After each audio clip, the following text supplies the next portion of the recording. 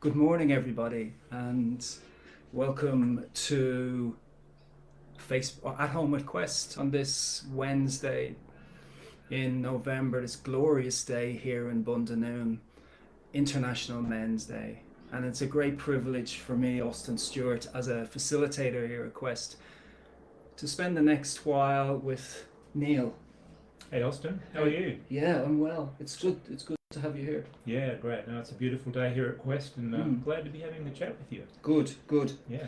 I We decided we'd do it a little bit differently today and just having an open dialogue, and I hope it's engaging for you and interesting, and it's just two men who are just telling stories about role models, about what it's like to be a man. So yeah, sit back and enjoy it.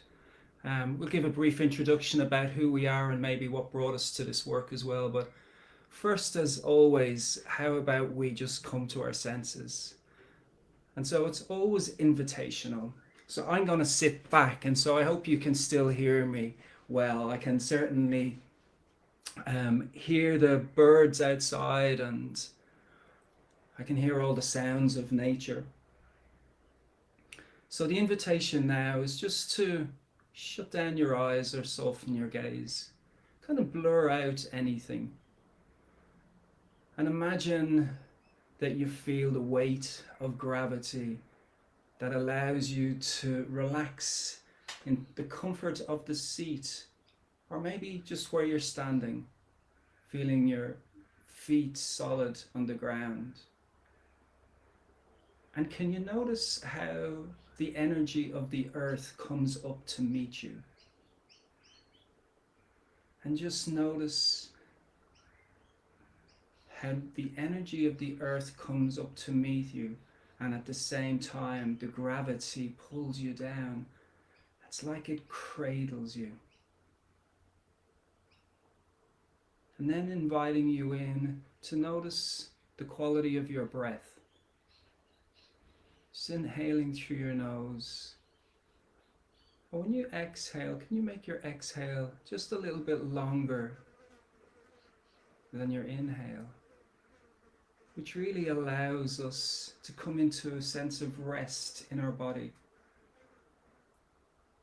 Maybe it allows our body to soften. And just notice how we slow down, that we get so much closer into the present moment. As you shift your awareness to the sense of smell, maybe there's an aroma in your environment. If you're outdoors, maybe you get the smell of the jasmine or the hibiscus. Just notice the subtlety of the aromas. And now shift your attention to the taste in your mouth. And maybe you notice the taste of breakfast or a drink that you had earlier. And can you notice whether your mouth is dry or moist? And the positioning of your tongue in your mouth, whether it's relaxed on the floor of your mouth, or alternatively, if it's just caressing the top of your mouth. And then your breath. And can you notice how you're relaxing into the moment and into the seat? As you bring your attention now to the sounds. And maybe you even hear the sounds of the birds singing in the background from here. Maybe it's the sound of my voice. Or notice the sounds in your immediate environment. Notice how they come and go. Just like the sound is interrupted by the silence. And if you allow your hearing to go far out into the environment, can you hear the ocean waves and the children playing? And then your breath. Just noticing the quality of your breath without judgment. As we come to our senses, it's just a little pause in our day to get a sense of where you're at. As you notice any vision behind shut down eyes or softened gaze. And behind shut down eyes, can you notice like sparkling lights, like stars in the nighttime sky, in the darkness? Or do you notice color? And is the image a fixed image? Or do you see like it's a video, like moving images? Allowing the edges or corners of your eyes to soften and maybe even curl up into an eye smile. And then your breath. And notice that you can access this at any moment in your day, feeling your feet on the ground, your body being supported, noticing the smells and the tastes and the sounds and the visions. Thanks, everybody. And I invite you now to open your eyes and look around and just to orientate yourself into your environment again. And sit back and relax as myself and Neil have a conversation on this amazing day, International Men's Day. And it feels a little bit serendipitous as well, because next week we're going to have our Herd Man program, which is a weekend program for men, and we've ran 2 of these programs already and they've been a phenomenal success. So if this is something that you're interested in doing as well, please contact our programs team and they'll be able to tell you all about it. Or they might even put you in contact with myself, and I'm happy to discuss the program as well. But that's for another time. So welcome again, Neil. Thank you. No, it is always great to come into your senses. It's something that I've learned over the last 16 months that I've been here. It's such a great thing to do. You know, before you do anything, start with nothing. You know, and really Start with nothing. Yeah. God, that's a clear your great place. mind. What a great place to start. Was it something that you were familiar with beforehand, like coming to your senses, or an equivalent of coming to your senses? I guess over the years I've had various people, you know, talk about being in the moment. But it was just as simple as that, sort of being in the moment, being aware. But having come to Quest now and being more familiar with that whole, you know, the few minutes that you spend in those moments is beautiful. It's a great thing to do. You and I have probably worked here about the same period of time, and when you were speaking there, I was just curious in my own experience about how even when you come to Quest, it's nearly something that's given to you. This idea of just being in this healing space and coming into the moment. It feels like there's been so much amazing work has happened at Quest, that it feels like it's an offering that you just take on when you arrive here. Yeah, it's very much the case. Yeah, very different. It's a very different place for me to work, and yeah, it's been an awesome experience so far. Great. So we're here to talk about many different things, and let's see what happens. But I'm interested in your experience of what it's like today to be a man. And it's a really important question, I suspect, that I've considered a lot, and I'm interested in what that might be for you and what you've got to say on this. Yeah. The immediate sort of image and feeling that I have about it is it's very much a tightrope, in the sense that there's a lot of expectations on us as men in how we are expected to be, but there's also an equal need for us all to be true to the men that we are as well. Yeah. So walking that tightrope of expectation versus what we actually truly want to be and identify as a man is really important. And you know, sometimes there are safety nets under the tightrope, possibly when you think about it. Sometimes there aren't, though. Yeah. and as we navigate today's world where expectations are different, sometimes it feels like you are walking the tightrope and there's nothing below to catch you. So, yeah. Mm. With no safety net. Mm. Could you explain, do you have examples of where there's been safety nets, or what a safety net is for you, and what it's like when there's no safety net? Mm. Mm. It's an interesting question. It sort of comes back a little bit to some of the safety that I've felt growing up through my childhood and then into manhood has been, I guess, the other men in my life, and I think about uh, my father, especially as a role model. Yeah. And as a boy, navigating growing up into being a man, he was a very good safety net for me. So he was always there to protect me, guide me, shape me, and ultimately be a true role model for me as I progressed through into being a man. Yeah, wow. And he is still there today. So he's 89 Amazing. and still here. And in fact, I'm having dinner with him tonight, he and Mum. Wow.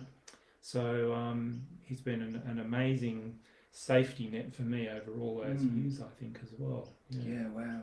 I would imagine then having that safety net allows you to be a deeper expression of yourself as a man, knowing that even with the tightrope, that there's a safety net there for you.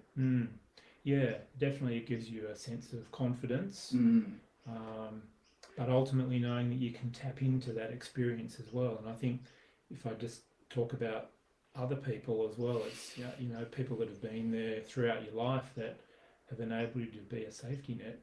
The other thing that is a safety net, of course, is sort of rules and regulations, and of course being a man in the workplace now, especially important that there are safety nets in place to make sure that we are behaving in the right way and doing the right things for all our fellow employees. So there's those that are more sort of installed through process as well. Yeah. Those safety nets. Yeah. How is it for you if you think about a tightrope and walking and? Yeah, it's a really interesting analogy. I've never thought about it I've thought about the tightrope, but I haven't thought about the fall. And my story is a little bit different to yours. My dad passed away when I was really young, and I felt as if the tightrope nearly got smaller. And I was really fortunate that I had older brothers, but they were only like 2 or 3 years older than me. And when I reflect on it, it felt as if the oldest boy, who was only less than 3 years older than me, he took over the mantle. He used to teach me how to spell and to write, and he was very dedicated to me doing well in school for those informative years. And so I still look at him, and we have a really good relationship. He's funny, he's got like serious qualities, and he has that protector, even though he's in his late 50s, he still has that those kind of value system that he took on from a very young age, which is interesting to me, because when I reflect on the question about the lack of a safety net, a lot of the time I felt that there was no safety net, and I had to make up not kind of the rules myself, but I had to find my own path. And it felt as if like there was no guide, really, like there was no guide. And so I'd fall and hit my head at times, and then at other times I felt like a brother, or like I played a lot of sports. That there was mentors were managers, not necessarily peers, because it was very different growing up. It was so competitive that it was nearly dog eat dog rather than I've got your back. And so I sense that through the decades that I've been here, that things have really changed for men. And in my experience, it's been really to the positive. I miss having conversations like this, like having conversations where it's okay to be vulnerable. Like vulnerability can be risky, but I still think that's a risk worth taking, because I've seen the other side of it. I have to feel safe in it though. And so I feel very safe in this, even though I don't know what's going on in there, but I feel there's a sense of safety in myself. And peace. Peace. So, but it's tricky because there's expectations. and Yeah. I think they vary for people. Yeah. So I think that's kind of where I'm at in relation to it. And I'm really open to the idea of getting to understand other men's experiences. And that's like just going back to the herd man, if I can, just for a moment. You know, part of the herd man is about empowerment and about being heard, obviously, and also a sense of accountability, vulnerability, and that idea that this is my experience. And so we listen without judgment. We speak in the first person. You know, it's, you know, we might find it much easier to talk about the societal norms, but then when we start talking about our own individual experience, it can make a difference. Do you feel that? Yeah, definitely. I mean, over the years, you know, just moving to some of my friends, my male friends. I mean, the friends that I have had the deepest relationship with and the longest relationships as a result are those fellow men that you can just have a discussion with, and it's totally open, sometimes brutally honest, but it's ultimately the ability to speak as it is. And in fact, so we've just been celebrating my wife's 60th birthday the weekend gone. So we lived in Melbourne for a period of time. One of my best friends, who I don't see a lot face to face, but when we connect, because he was up staying with us, when we connect, it's just a relationship that's at a fantastic level, because we just dive straight back in, and it is as we are. And we've got shared experiences as men. We've got very different experiences as well, but the ability just to relate and talk openly and be vulnerable, and be in the moment in those discussions is something that I really value. Yeah, I love that, Neil, that idea of having shared experiences that kind of hook us in, but also honoring the differences in us. And I think it's such a beautiful lesson that we don't all have to be the same, and we can do it differently. And like honoring someone else's experience, I think allows them to be in the fullness of their experience as a man. And also, what I hear you saying, and I stand corrected, is when you share, like you can share from the point of view of being like sharing emotionally, which we all know is really not a sense of weakness, but it's more a sense of like deep connection.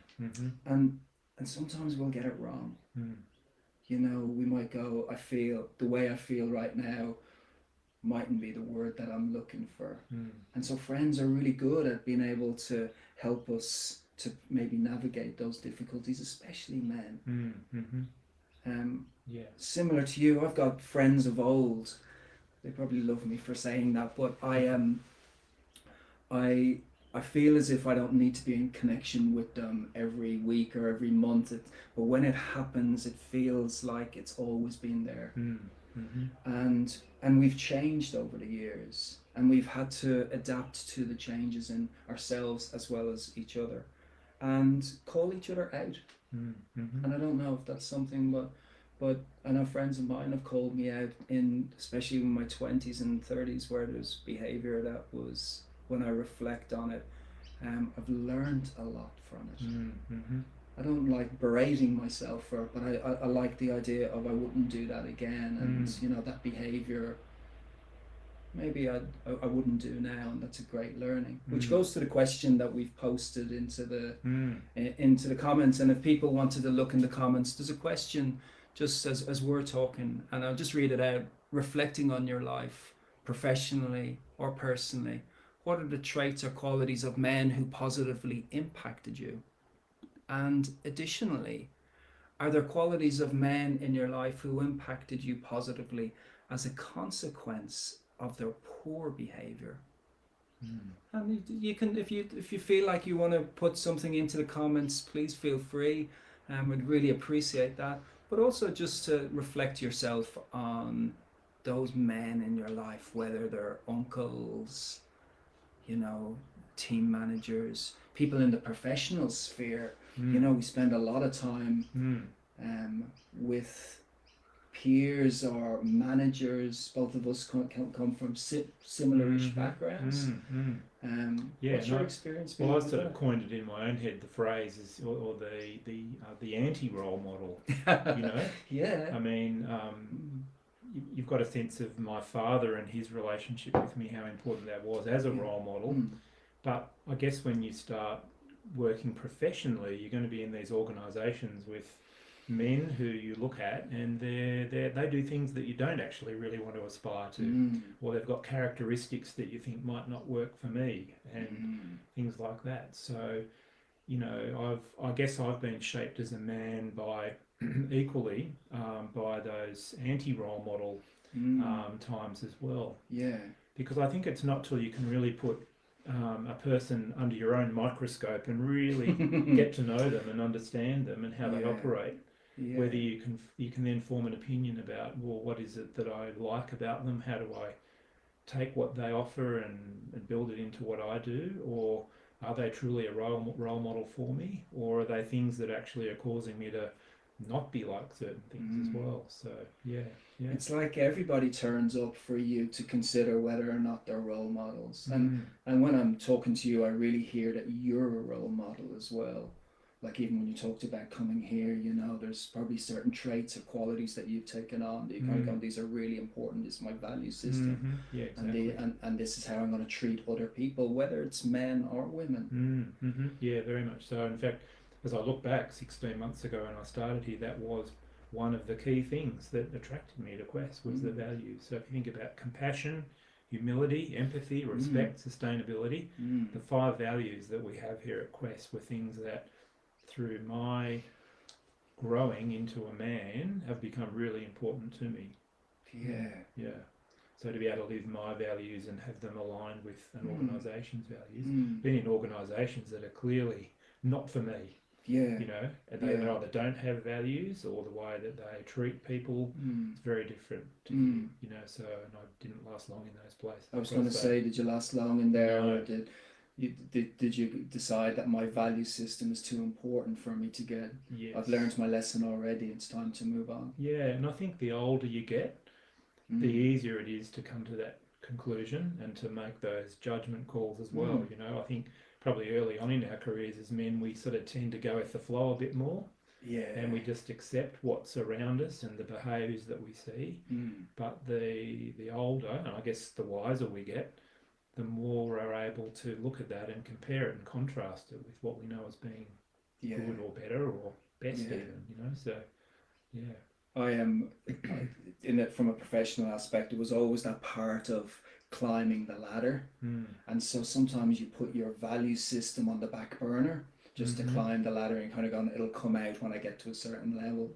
And that concept, as I'm now in my 50s, feels quite known to me and yet quite alien currently. And it wouldn't be something that I'd subscribe to, but I understand depending on the where you are in your life as a man, it can be really tricky. We're talking about men who are probably the best part of our career behind us, but then there's young fellas who might have a very different approach to it. But I think also that there's a like a sense of like a core value that we might have, you know, how we respect other people, how we treat other people, and also then how we treat and respect ourselves, because it's not always outwardly focused. Like that question about what is it to be a man for you might be might present a very different answer. Is what does it mean to be a man today? Do you have any thoughts on that? Yeah, I guess it's one of those things that I've realised that, you know, I can't be any more of a man than I am. And in fact, I don't want to be any more of a man than I am, because then I'm not me, right? So in today's world where we see our, you know, our sons and the young boys growing up around us, you know, that, again, if I use the analogy of the tightrope, it's sometimes quite different for them in today's world as well. So the modern world is, I think, causing men to form differently to the way it was when we were growing up and the generations before us as well. So, yeah. Yeah, it's really, I feel it's asking a lot for us, and using some value systems, but really kind of that idea of stepping up Mm. or stepping in, Mm. Mm-hmm. which is difficult because for men, sometimes it feels as if there's small pockets of men with all these amazing organizations that have formed. And it's how do we bring all those organizations together so the ripple effect can be much greater. Mm. Mm-hmm. Like I think about some of the women's movements back in the late 60s, there was such a collective that it really And a was, groundswell. Yeah, that's yeah, right, and it yeah. was transformative and it just moved women into where they absolutely should be. Mm. And sometimes I sense that men are trying to find the momentum to Mm. get there, and they'll get it wrong because we talked about the emotional language and how it can be quite alien to us if we haven't had role models who are able to speak on an Mm. emotional context, how difficult that can be. But also the safety aspect and how it's important that when we start speaking emotionally that we can feel safe Mm. in saying that, because Mm-hmm. men are great, right, at at this idea, I have your solution, Mm. Mm-hmm. which can be really disempowering. Yes, yeah. And we talk a bit about this on the Herd Man program. It's about there's no fixing here. Mm. Everyone finds their own solutions, and so that idea of communicating like we're doing now, Mm. Mm-hmm. and really listening, Mm. it's a real gift. And we talk about it on quest programs. The gift of listening is so we hear our fellow man Mm. rather than we try and fix him, Mm. Mm. because it feels as if there's a hierarchy nearly Yes, in there. yeah, yeah.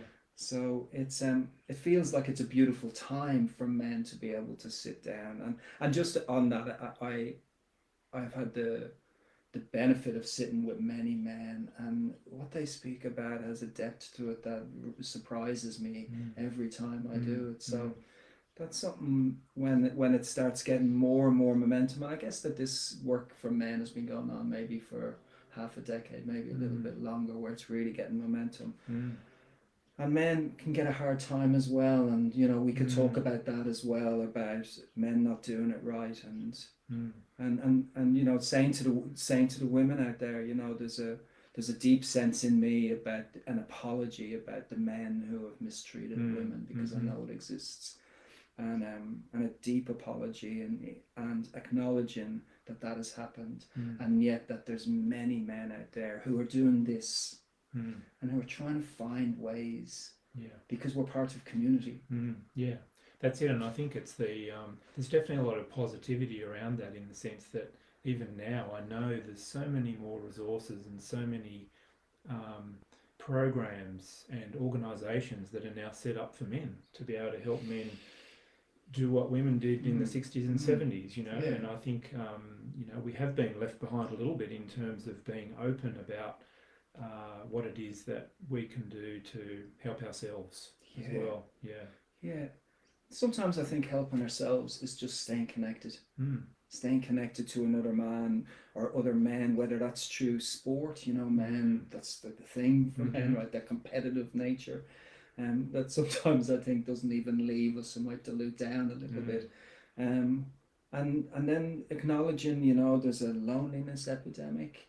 And I felt lonely at times myself as well in my life, and it's been a real catalyst for me to connect, which is a kind of very interesting concept for me, is that the loneliness, when I feel into it, it feels as if, all right, now it's time to connect. And we're so blessed with having Men Shed and Men Alive program and all these projects where it brings men together in a safe environment. I think it's good times and it's tricky times for men. Yeah, that's right. Yeah, I think there's some huge challenges out there for youth especially, and you and I were on the men's mental health night, a couple of weeks ago, where we heard a lot about that from the Southern Highlands and down around Narra and places like that, and it is really eye-opening to see what is going on and hear what's going on.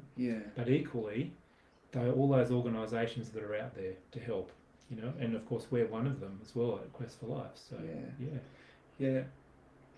I mean, there's so many ways that we can tackle this subject matter, and we can tackle it through how we connect, how we talk, how we can stay kind of just in each other's company. Like I imagine something like the men's shed, where it's just being in each other's company is a great way just to feel connected, rather than trying to find language about how we feel and stuff all the time. And I love the idea of shoulder to shoulder, you know, men walking shoulder to shoulder. It feels sometimes easier to talk when we're facing this way, and to kind of be vulnerable that way rather than to face it. So this is an interesting dynamic. Yeah, but equally, I mean, the one of the images that I have of the herd man in the program is the fireplace chat.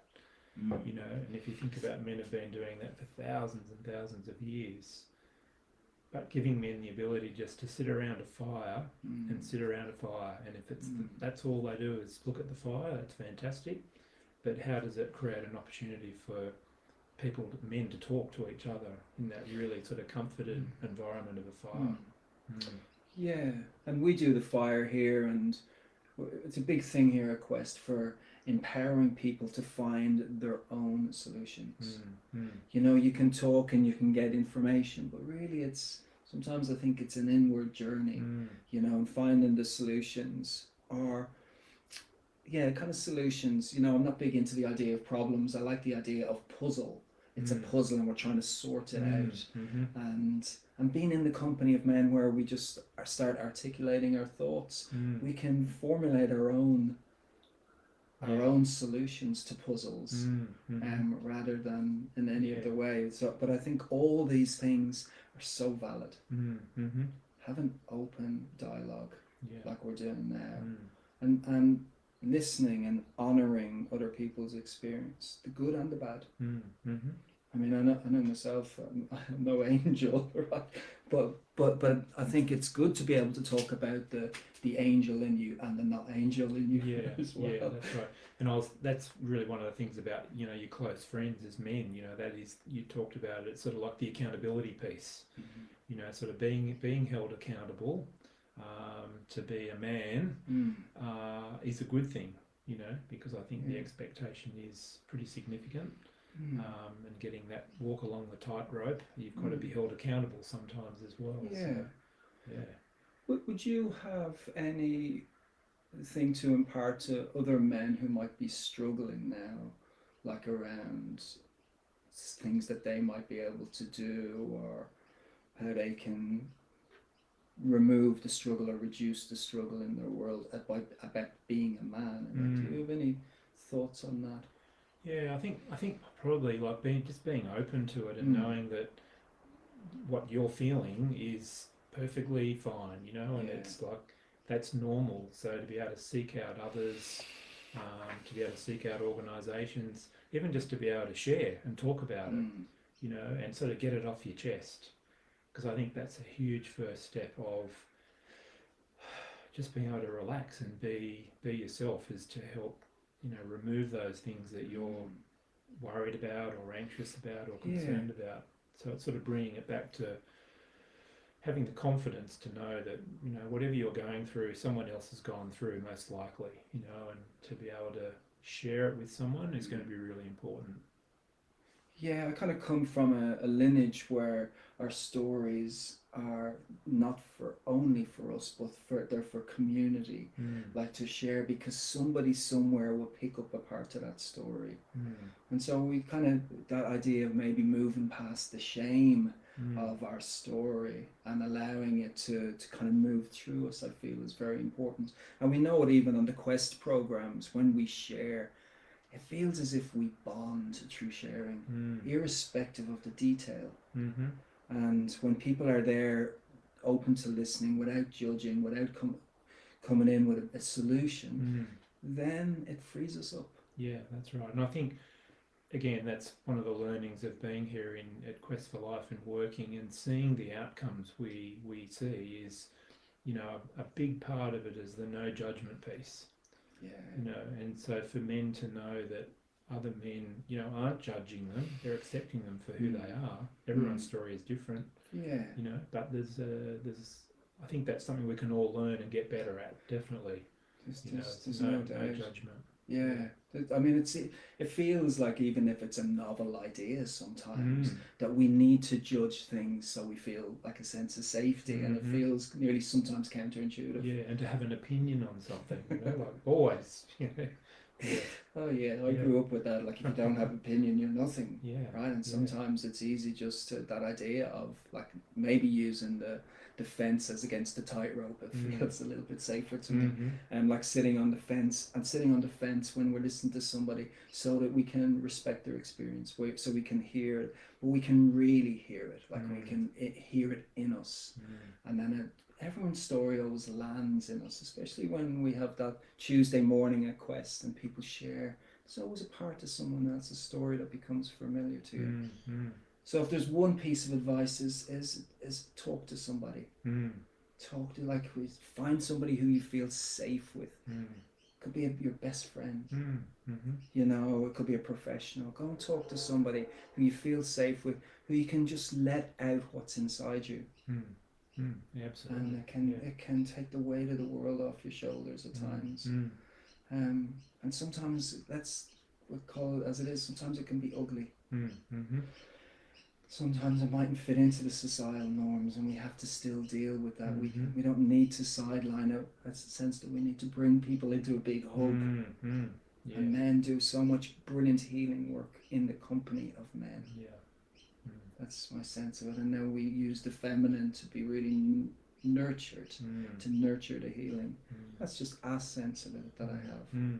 And I wrote down something earlier on is about other men, is that you can't want more for someone that they want for themselves. And so in this space, allowing people to figure out what it is that they want for themselves without us trying to overlay something else going, I know better than you. Yeah. But it's like big times for men. There's so much negativity out there, unfortunately, but that's very much countered by so much positivity and so many amazing men, and we see them a lot here at Quest. Men who are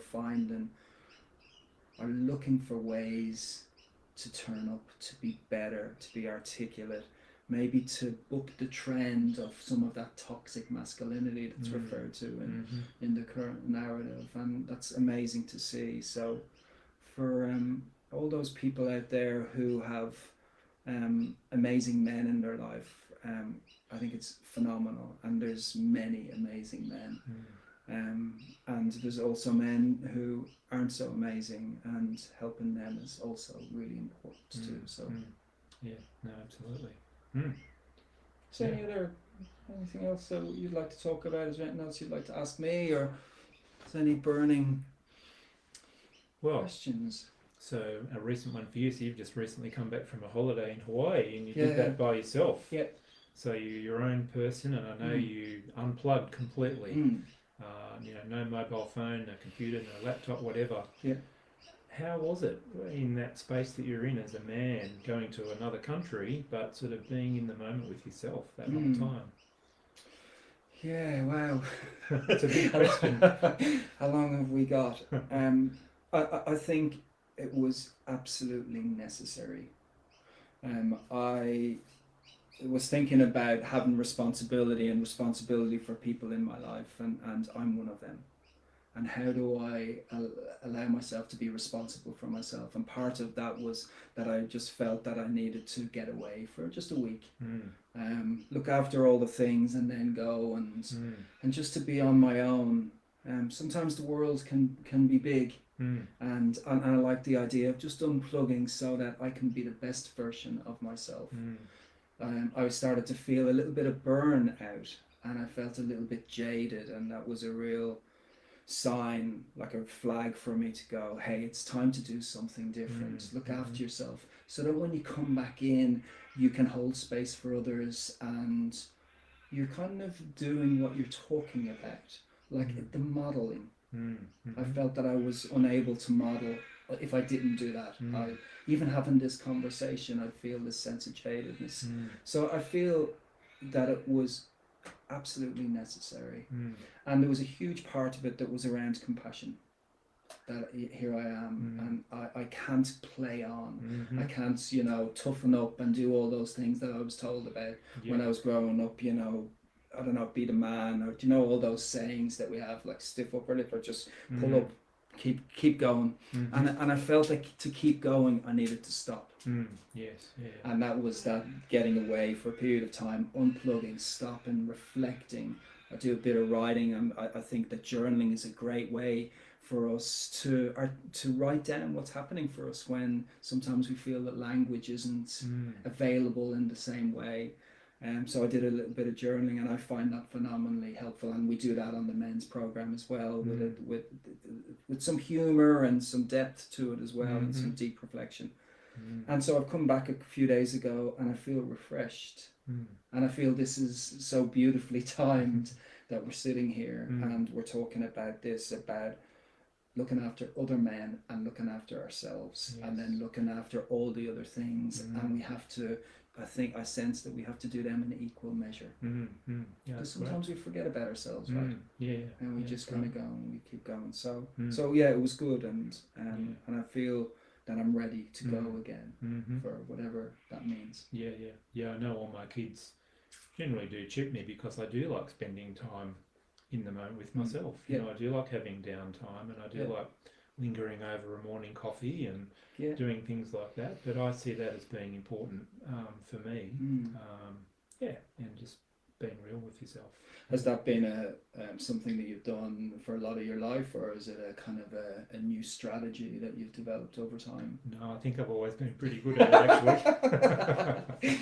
Oh, we could learn a lot from you, Neil, about putting yourself first and then entering into your day when you're ready to go, rather than kind of jumping out of bed and charging into the day. And I mean, it's generally, that's right, when I'm around my family is where I'm most relaxed. So, of course, I'm going to spend time just doing that and taking the time I need to feel like I'm up for the next thing, you know. So great. Well, what a great way to finish is to talk about what kind of fluffs us up, or kind of helps us enter into the day the way we want to, so that we can be the best version of ourselves, for ourselves and for others.